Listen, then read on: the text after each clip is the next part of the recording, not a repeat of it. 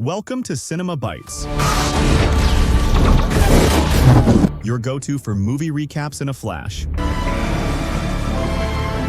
Big twists, epic moments, all in just minutes.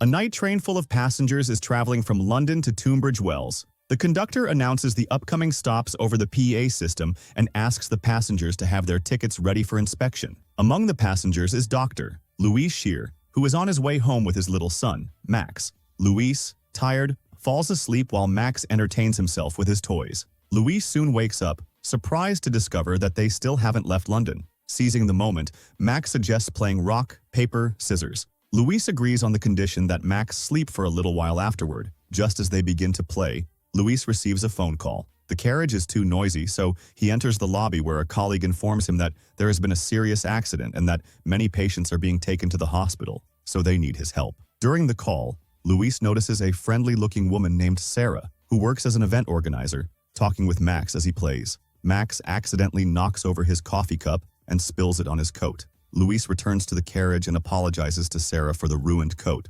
offering to cover the cost of cleaning it. Sarah jokes that he could buy her a new coat to make up for it, and then laughs, saying it's not a big deal because she's just had a difficult day. Luis and Sarah continue chatting and clearly get along well. After a while, Max shows Sarah his drawings, and she looks at them with interest. Then, her friend calls and Sarah gets distracted by the conversation while Luis browses through a newspaper he borrowed from another passenger. Meanwhile, Max, still playing, notices a note from a passenger named Janowski performing a magic trick with a cigarette that disappears after a few seconds. Frightened by Janowski's expression, Max turns to his father. And then the ticket inspector comes to check the tickets and notices the cigarette in Janowski's hand, asking him to throw it away. A conflict arises between them, and all the passengers watch to see how it will end. Finally, Janowski throws the cigarette out of the carriage and admits that he is traveling without a ticket. Meanwhile, Max picks up his toy again and begins playing with it right next to the seat door. His father warns him that it is dangerous, but Max does not listen. Suddenly, the door opens at full speed,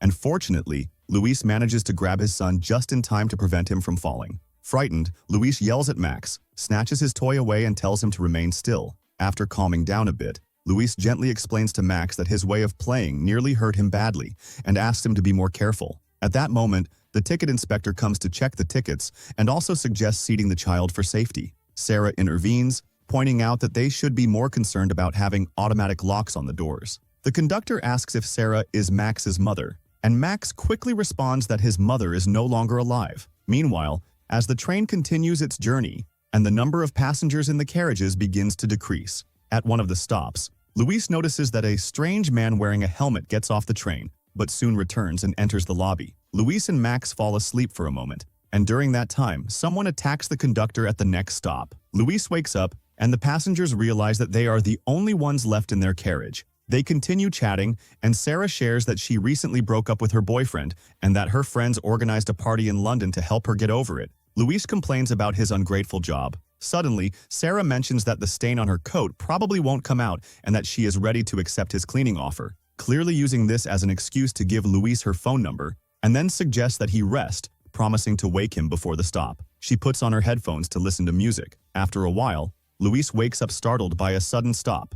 Looking out the window, he sees a man in a high-visibility jacket and a wounded man on the tracks. As the train begins to move again, Luis tells Sarah that he will return soon and heads off to find the conductor to report the strange incident. In the lobby, he encounters Janowski, the passenger traveling without a ticket, and then discovers that the conductor cannot hear the call at the door. Another passenger, Peter Michael, comes out of his compartment and asks what is happening. Worried, he explains that there is a person injured on the tracks who might have been hit by the train and that this should be reported to the conductor. However, Peter does not consider it an emergency and simply suggests calling an ambulance. Luis does so and then returns with Sarah and Max, who are still playing. Finally, they approach their stop and prepare to disembark. Luis decides to ask another passenger in a compartment if they have seen the conductor or the ticket inspector, but Lane Middleton replies that she has not. As they prepare to part ways, Sarah gives Luis a goodbye kiss and reminds him that she has his number, but then the train does not stop. Luis leaves Max and Sarah in the compartment with Lane and heads to the conductor.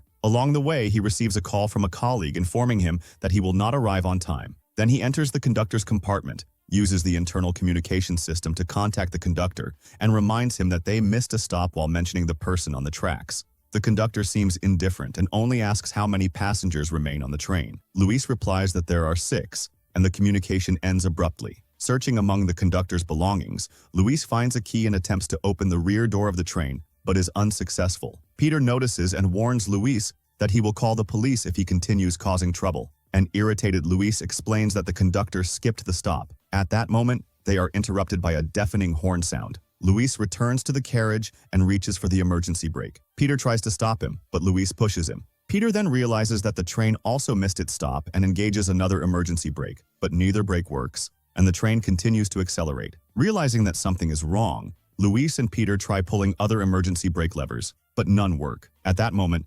Yankovsky joins them, confused about what is happening. Luis realizes that the brakes have no pressure and suspects that the man in the orange vest he saw earlier might have tampered with them. Suddenly, Peter notices that Janowski is wearing a similar vest under his jacket. Janowski explains that he works as a cleaner for the London Metro and insists that he did not get off the train or touch the brakes. In response to their accusations, he suggests that the same person controlling the train, instead of the conductor, released the brake pressure. The men are astonished by this possibility. While Peter calls the transport police, Luis recalls that this train can operate in both directions, which means that there could be a locomotive in operation with brakes at the rear of the train. He tries again to open the rear door, but the keys do not fit. They look on confused by his futile attempts, wondering why Luis does not simply go to the conductor. Then Peter appears in the corridor, advising against touching the door in order to avoid interfering with the police investigation. Ignoring him, Janowski pulls the door with his hand, which surprisingly is not locked.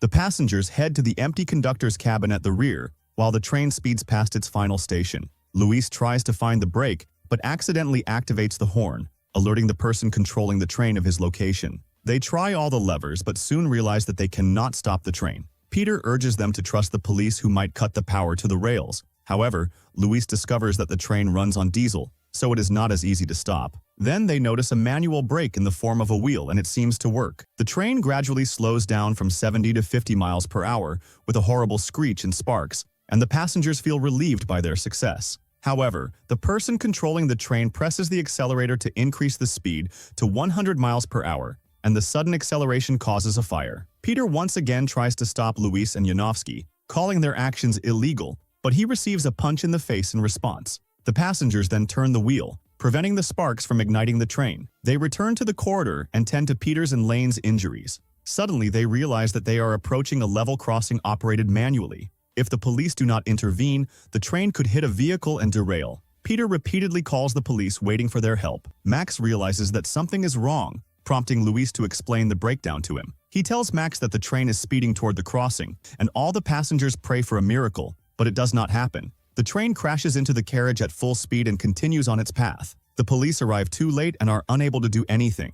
After the collision, Lane feels unwell. Luis discovers that she is suffering a heart attack and attempts to resuscitate her for about 10 minutes, but unfortunately, he cannot save her. Finally, the passengers persuade Luis to leave the track and go to the engineer in an attempt to open the door again. Luis and Janowski try vigorously to break through the first of the 2 doors of the cabin with a fire extinguisher and an axe, but they do not succeed. Finally, Luis manages to break the glass of the first door. Climbing up into the lobby, he is horrified to find the ticket inspector asphyxiated. Luis calls out to the engine. 40 passengers did not survive. Rumors circulated that the engineer had deliberately caused the accident. It seems plausible that the man in the helmet intends to end his life in the same way after some time. Later, Sarah finds a technical manual in the hope of finding useful information. They have only 20 minutes left until the end of the line. Irritated by the collective inaction, Jankovsky suggests starting a fire near the engineer's cabin to force him to come out, but Peter warns that doing so could cause the train to derail. He recalls another accident in which diesel tanks were damaged,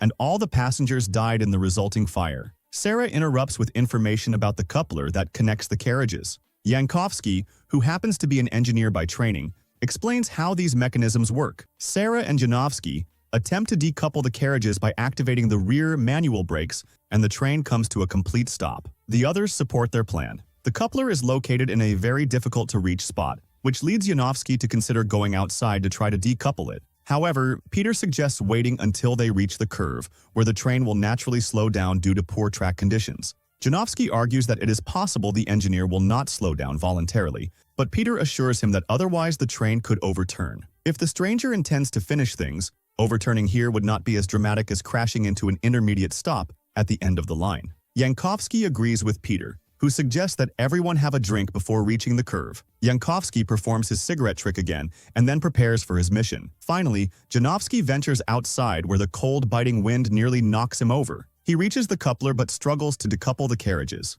Luis watches from the compartment window as he's about to be swept away and opens the door to extend his hand. Jangovsky manages to grab him just as Sarah shouts that they are approaching a tunnel. Luis pulls Jangovsky back onto the train just a second before entering the tunnel. Jangovsky wakes up with a dislocated arm, but is otherwise unharmed. Unexpectedly, the train stops in the middle of the tunnel. It turns out that the police decided to use sandbags to stop the train. However, their hope of being rescued diminishes when they discover that the tunnel is single-track and the door cannot be fully opened. Luis realizes that his son Max might pass through the gap, but Max in tears begs not to be sent alone into the dark tunnel. Despite Luis's insistence on saving his son, the problem is resolved only when the train begins to move again, with only 10 minutes remaining until the end of the line. Jankovsky suggests detonating the coupler, but they lack explosives. Then, Luis comes up with an idea. He places a fire extinguisher among the luggage in the carriages and sets it on fire in the hope that it will explode. The passengers hide behind the seats, hoping for success. The explosion occurs, but the coupler remains. Drawing closer to the explosion site, Luis sees that they can now access the coupler from the inside. He tries to decouple the carriages with his bare hands, but the hot metal prevents him from doing so. Peter comes to his aid, and together they manage to separate the carriage, but Peter loses his balance and falls into the gap onto the tracks. Janovsky and Sarah rush to the manual brake, trying to slow down the train while Luis remains in a carriage engulfed in flames due to a fuel leak. Just moments before a powerful explosion, Luis jumps to a safe spot in another part of the train. It is likely that the strait is closed. Strange person who took the engineer's place does not survive the explosion, and Janovsky and Sarah manage to stop the train. Luis loses consciousness and later regains it outside, being carried by Sarah as he sees his burning train nearby and police helicopters in the sky. Sarah informs him that she has already called an ambulance and jokes that she finally managed to get to the hospital. The surviving passengers celebrate their rescue,